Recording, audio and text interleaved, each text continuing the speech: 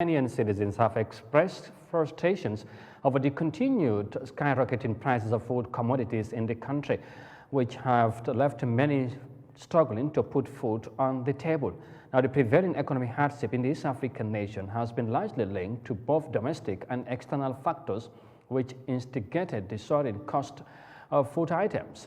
Now, citizens are, however, calling on the government to initiate remedial measures for the ever-rising food prices.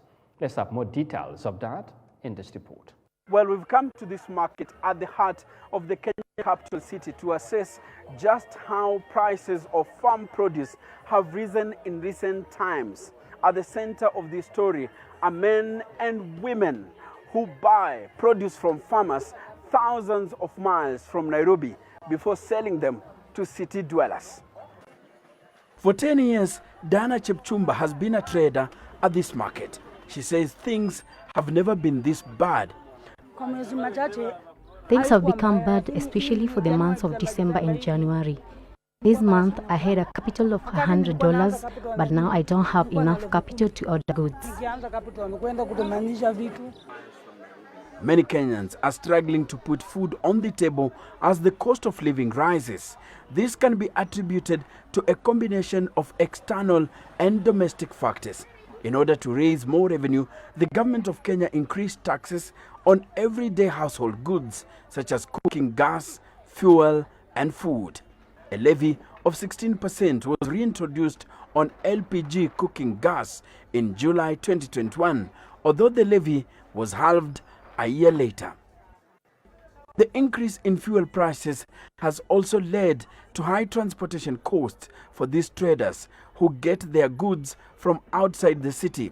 Mary Wamboi says long periods of drought has had a negative impact on crop production, which has in turn led to increased food prices. With poor harvests, farm produce has reduced, and so farmers are selling them at high prices.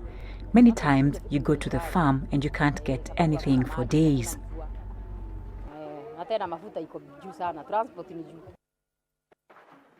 Thomas Mugando, who offers car services on a handcart, says he has been really hit hard as customers are becoming few.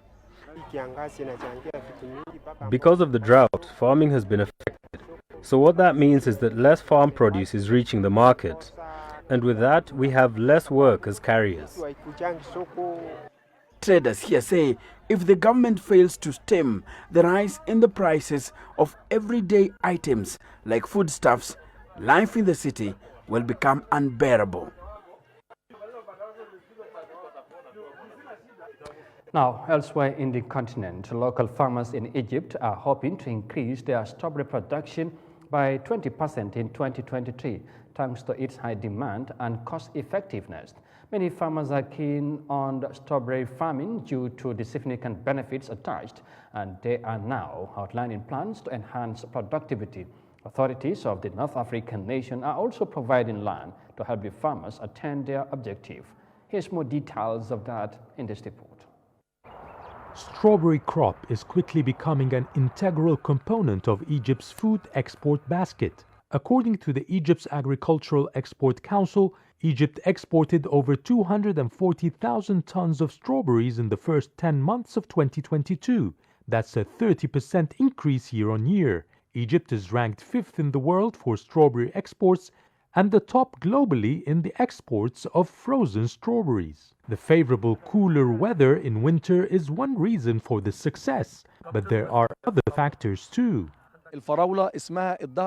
We call strawberry the red gold because it's easy to produce at high quality, and there's huge demand in places like the EU and Japan for frozen strawberries, as well as Latin America and Australia. Abdul Fadil and his family grow strawberry on the small piece of land they bought 6 years ago.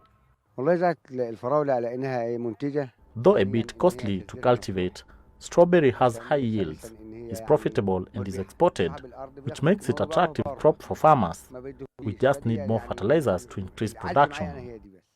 There were challenges, however. Some farmers had to cultivate wheat instead of strawberry to make up for the shortage of the strategic wheat supplies locally after the Russia-Ukraine conflict broke out. and the recent local currency devaluation hiked production costs, but experts say conditions are quickly improving.